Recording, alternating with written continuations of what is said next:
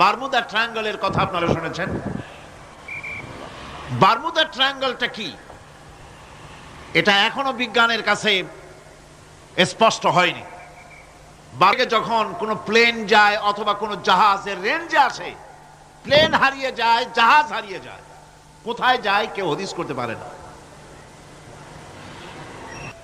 এই সমুদ্র মহাসমুদ্রের ভিতর আল্লাহ রাব্বুল আলামিন অসংখ্য রহস্য রেখে দিয়েছেন, যা আজও বিজ্ঞানীরা উদ্ঘাটন করতে পারেনি। এই মহাসমুদ্রের ভিতরে রয়েছে ম্যাগনেটিক পাহাড় পানির তলায়। যদি রাডারে ধরা না পড়ে জাহাজের, তাহলে এর রেঞ্জের ভিতরে আসলে এমন আকর্ষণে টেনে নেবে, পাহাড়ের সাথে লেগে টক করে লেগে জাহাজ চানাচুর হয়ে যাবে।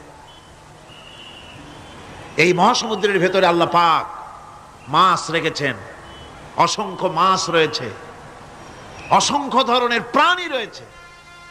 আর তিনি এমন রহমান, প্রত্যেকটি প্রাণীর আবার আত্মরক্ষার জন্য হাতিয়ার তার সাথে সাথে দিয়ে দিয়েছেন। এক প্রকারের মাছ আমি নিজে দেখেছি সি ওয়ার্ল্ডে গিয়ে, এক প্রকারের মাছ আছে, সে যদি আক্রান্ত হয় তাহলে তার পেছনের দরজা থেকে এক প্রকারের লাভা, এক প্রকারের আটা জাতীয় জিনিস ছেড়ে দেয়। ওইটা পানি তড়িৎ গতিতে, আর পানি আশেপাশে পানিগুলি ইলেকট্রিফাইড হয়ে যায়।